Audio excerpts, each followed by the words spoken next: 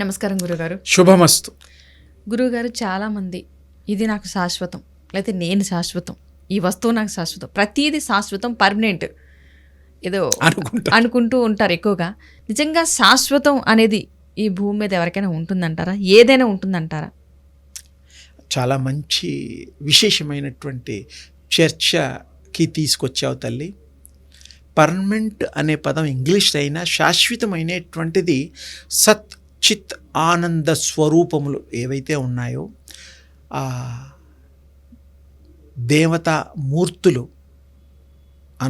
అనబడేటువంటి దైవ సంపద, దేవీ సంపద ఏదైతే ఉందో అది శాశ్వతం.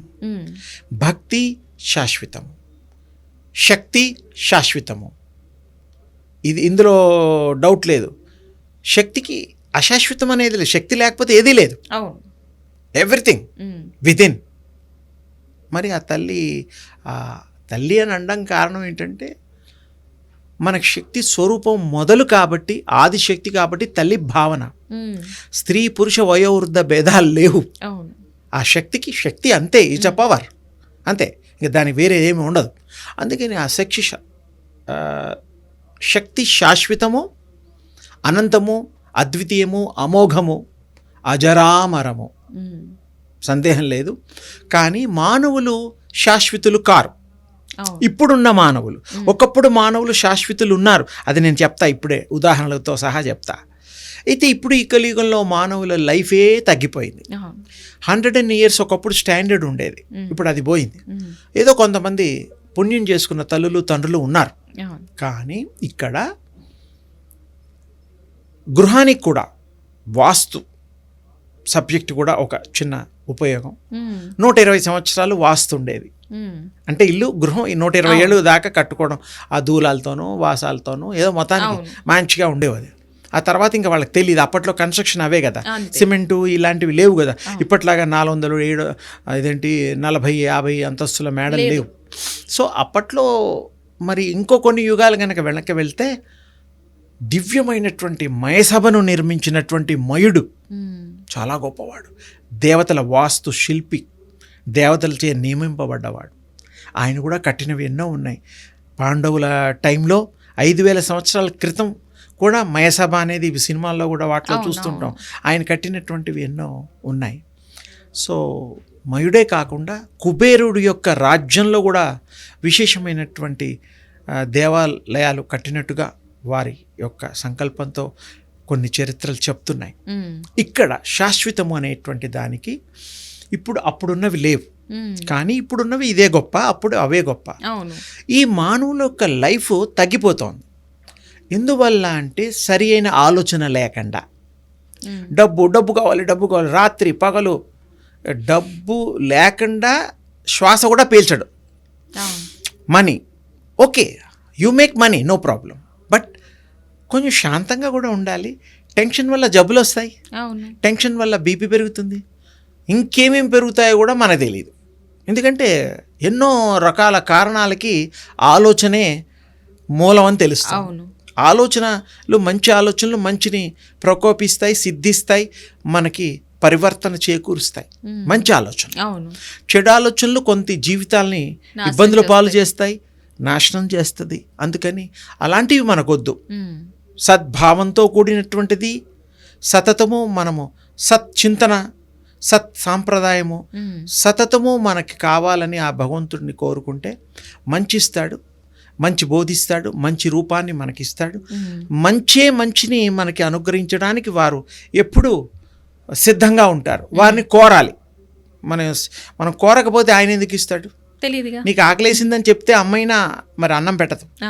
అమ్మకు కూడా చెప్పాలి ఆకలేస్తుంది తల్లి అని. ఆ తల్లి చిన్నప్పుడు మిమ్మల్ని నీకు ఆకలేస్తుందా, పాలు పట్టాలా, ఏదైనా గోరుముద్దలు పెట్టాలని చిన్నప్పుడు వీడికి అజ్ఞానంలో ఉన్నప్పుడు తల్లి మరి సహకరిస్తుంది, ప్రేమిస్తుంది, ఆప్యాయతగా ఇస్తుంది. వీడికి జ్ఞానవంతుడై 6 అడుగుల వాడు 5 అడుగుల వాడు అయిన తర్వాత మరి వాడికి ఆ జ్ఞానం ఉన్నప్పుడు తల్లి పెట్టాలి అనేటువంటిది అవసరం లేదు. అంటే నీకు నువ్వుగా అర్థం చేసుకొని ఆలోచన చేసేటువంటి దివ్య శక్తి నీకు వస్తుంది. అది మంచిగా ఉపయోగించుకో. ప్రతిదీ అవసరమే. ఇల్లు అవసరమే, పిల్లలు అవసరమే, వంశం అవసరమే, మనకి స్టేటస్ అవసరమే, అన్నీ అవసరమే, గొప్పగా బతకడం అవసరమే. కానీ అర్హతను సంపాదించిన తర్వాత నువ్వు గొప్పగా బతుకు. అర్హత అనేటువంటిది ఇప్పుడు నేను వీళ్ళు కూడా రావు, అన్ఎడ్యుకేటెడ్ని, నాకు కలెక్టర్ ఉద్యోగం రమ్మంటే వస్తుందా? రాదు, సహజం. అలాగే నాకు వ్యాపారం గురించి తెలియదు, వాణిజ్యం గురించి, మరి నేను గొప్ప అంబానీని వ్యాపారస్తుని కావాలంటే అవుతారా? అవరం కదా. అలాగే మనం సుకృతం, మనం ప్రయాసపడాలి, ట్రైనప్ అవ్వాలి, మనం ట్రైన్ చేసుకోవాలి. ఊరికే ట్రైన్ ఎక్కేసి వెళ్ళిపోవడం కాదు, మనం కూడా ట్రైనప్ అవ్వాలి. సెల్ఫ్ ఎవరన్నా చెప్తే పెద్దవాళ్ళ మాటలు వినాలి, అందులో సత్యం ఉంటే ఆచరించు, లేదంటే వదిలేయి. వినడంలో తప్పులేదు, వినదగునెవ్వరు చెప్పినా తప్పులేదు. అలాగే ఇక్కడ డబ్బు అవసరమే, ఏవి మనకు సూట్ అవుతాయి, ఏ విధంగా డబ్బు సంపాదించగలుగుతాం, ఏ విధంగా ఈ ప్రపంచంలో మంచిగా బతకగలుగుతాం, ఇతరులను ఇబ్బంది పెట్టకుండా అందరితో పాటు మనం సహజీవనం ఎలా చేయగలుగుతాం. ఈ సంఘంలో అన్ని రకాల వాళ్ళు ఉంటారు, అన్ని వృత్తుల వాళ్ళు ఉంటారు. అన్ని వృత్తుల వాళ్ళు కూడా వారి వారి వృత్తులకి న్యాయం చేయండి, తప్పులేదు. అంతేగాని మనం వేరేగా ఆలోచన లా. అయితే ఇక్కడ శాశ్వతము అనేటువంటి పదానికి వచ్చినప్పుడు పర్మనెంట్ అనేటువంటి ఇంగ్లీష్ పదం ఇందాక కూడా వాడాము. ప్రేమ శాశ్వతం అంటే స్వచ్ఛమైన ప్రేమ. అవును. మరి ఇప్పట్లో ప్రేమించే ప్రేమలు, నటించే అభిమానాలు, ఇవన్నీ డబ్బు కోసం, అంతే. అంటే నటనతో చేసేటువంటి వాటికి శాశ్వతమైనటువంటిది రాదు. ఆ పదం వాడకూడదు. ఎలా వాడతాం? ఉండదు. ఆ టైం బీయింగ్గా వాడుతున్నావు, పని అయిపోగానే వాళ్ళ స్వస్థానానికి వెళ్ళిపోతున్నారు. మిమ్మల్ని మెప్పించుకోవడం నటిస్తున్నారు, అంతే కదా. ఇప్పుడు ప్రతిదీ ఒక కాజు, ఒక లాభం కోసం మీరు చేస్తున్నారు.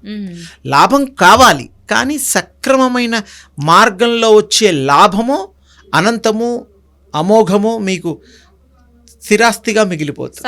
పిల్లలకు కూడా మనం ఇవ్వచ్చు. డబ్బు ఎప్పుడు కూడాను, ధనం ఎప్పుడు కూడాను భక్తి ధనమే. లక్ష్మీ అమ్మవారి కృపతో ఎన్ని అష్టలక్ష్మిలో ఉన్నాయి, అన్ని లక్ష్ముల్లో ఇంకొక లక్ష్మి స్థిరలక్ష్మి అమ్మవారని మరి మా ద్వారా ఒక 45 ఏళ్ల క్రితం చేశాము.